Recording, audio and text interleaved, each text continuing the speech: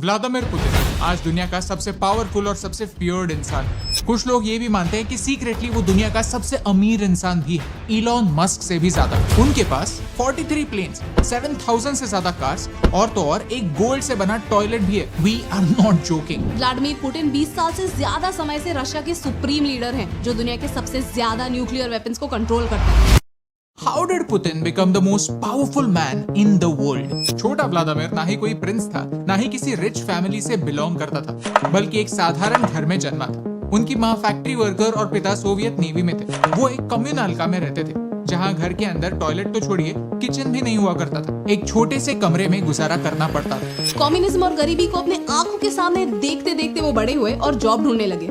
और जॉब कहाँ मिला? केजीबी में, जो यूएसएसआर की सीक्रेट एजेंसी थी। अमेरिका और यूएसएसआर के बीच कोल्ड वॉर के दौरान उन्होंने कई सीक्रेट ऑपरेशंस कैरी आउट किए और अपने देश के लिए एक इम्पोर्टेंट एसेट बने। आज रशिया दुनिया का सबसे बड़ा देश है, लेकिन 1991 से पहले उससे भी बड़ा एक देश था, सोवियत यूनियन। रशिया को छोड़कर 15 और देश इस बड़े यूनियन का हिस्सा थे। लेकिन 1991 में सोवियत यूनियन टूट गया और रशिया में पॉलिटिकल और इकोनॉमिक क्राइसिस आ गया। On a personal level Putin को इस बात का बड़ा झटका लगा। 1991 से लेकर 1999 तक का समय रशिया की हिस्ट्री में एक मुश्किल समय रहा। बोरिस येल्त्सिन, जो उस समय रशिया के प्रेसिडेंट थे, रशिया के वर्स्ट प्रेसिडेंट माने जाते हैं। उनका एटीट्यूड रशिया के लोगों को बिल्कुल अच्छा नहीं लगता था। फिर वो वेस्टर्न लीडर्स की चापलूसी करना हो या पब्लिक में दारू पीना और नाच गाना, ये रशिया के ऑर्थोडॉक्स कल्चर को सूट नहीं करता था। और इनकी लीडरशिप के अंडर गरीबी बढ़ी। उनकी वजह से रशिया की मेन इंडस्ट्रीज चंद लोगों के हाथ चली गई।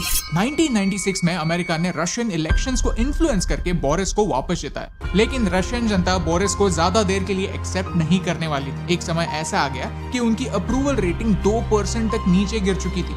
सिचुएशन ऐसी थी कि जल्दी कुछ नहीं हुआ तो उन्हें असैसिनेट किया जा सकता था। इसी वीक इमेज को काउंटर करने के लिए उन्होंने एक डायनामिक पुतिन को 1999 में प्राइम मिनिस्टर बनाया। लेट मी टेल यू कि रशिया में प्रेसिडेंट सबसे पावरफुल और प्राइम मिनिस्टर उनके नीचे यानी सेकंड इन कमांड होते हैं। उसी समय रशिया के चेचनिया में मिलिटेंट्स ने 300 रशियंस को मारा। इसके अगेंस्ट जब पुतिन ने ठोस कदम उठाए और उन मिलिटेंट्स को हरा दिया, रशिया में Putin as a strong leader establish हो गए। बस उन्हें प्राइम मिनिस्टर से प्रेसिडेंट बनने में टाइम नहीं लगा और अगले 8 सालों के लिए वो प्रेसिडेंट रहे। इस समय रशिया की कंडीशंस बदली। जीडीपी लगातार बढ़ता ही चला गया। इन्फ्लेशन 36% से घटकर 6% तक आ गया। लोगों की एवरेज इनकम 25 गुना बढ़ गई। रिजल्ट्स दिखे, लेकिन क्यों? अच्छी पॉलिसी मेकिंग की वजह से नहीं, ऑयल की वजह से।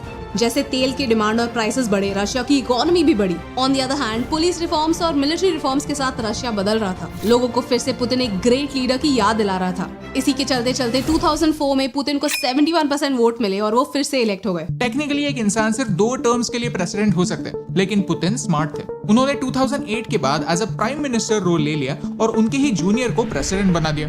कंट्रोल उन्हीं के हाथ में था। 2012 में वो वापस प्रेसिडेंट बन गए। ऐसा नहीं है कि उन्हें कोई अपोज करना नहीं चाहता, लेकिन सच ये है कि उन्हें कोई अपोज नहीं कर सकता। उनके क्रिटिक्स मिस्टीरियसली गायब हो जाते हैं। Journalist, farmer KGB agents, even reputed politicians, जिन्होंने भी पुतिन को क्रिटिसाइज किया, उनका अंजाम एक ही हुआ। पुतिन इज सो पावरफुल कि जब रशिया के सबसे अमीर इंसान ने उनके ऑपोजिशन पार्टी को कैंपेन के लिए फंड किया, उन्हें टैक्स एवेजन के चार्जेस के अंडर 14 सालों के लिए जेल में फेंक दिया गया। तो उन्हें क्रिटिसिज्म को हैंडल करने की जरूरत नहीं पड़ती, क्योंकि जो लोग उन्हें क्रिटिसाइज करते हैं वो उन्हें ही हैंडल कर देते हैं। इसी इंसान के एक इशारे पर 6000 न्यूक्लियर वेपन्स तैयार हैं, जो दुनिया के किसी भी कोने तक सिर्फ 10 मिनट में पहुंच सकते हैं। So in the end what does he want? Putin अपने सारे स्पीचेस में इस इंसान का नाम जरूर लेते हैं, इवान इलिन, जो एक रशियन फिलोसोफर थे, जिन्होंने कहा था कि पहले रशिया एक इनोसेंट देश हुआ करता था, लेकिन फॉरेन ताकतें उसे वीक बनाती चली गई। Putin needs to be strong, क्योंकि वीक लोगों के साथ क्या होता है ये उन्होंने बचपन से देखा है। आज ऑन पेपर पुतिन की वेल्थ $70 बिलियन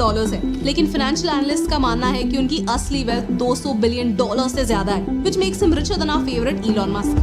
जियोपॉलिटिक्स में कोई दोस्त नहीं होता। भारत को प्रोटेक्ट करने के लिए हम किस तरह के लोगों से डील कर रहे हैं, ये समझना हमारे लिए इम्पोर्टेंट है। And that's why this video. So this is the story of Vladimir Putin, दुनिया का इकलौता इंसान जो चाहे वो सब कर सकता है, लेकिन जिसके खिलाफ आवाज उठाने की हिम्मत कोई नहीं करता, और जो करता है वो इस दुनिया से ही उठ जाता है। अगर आपको इस वीडियो से वैल्यू मिली, कुछ नया सीखने मिला, तो इस वीडियो को शेयर कीजिए, क्योंकि इस नए वर्ल्ड ऑर्डर में हमें सिर्फ भारत की ही नहीं पूरे दुनिया की जानकारी होने की जरूरत है, और इस प्रयास में आपका साथ निभाने से मुझे फर्क पड़ता है।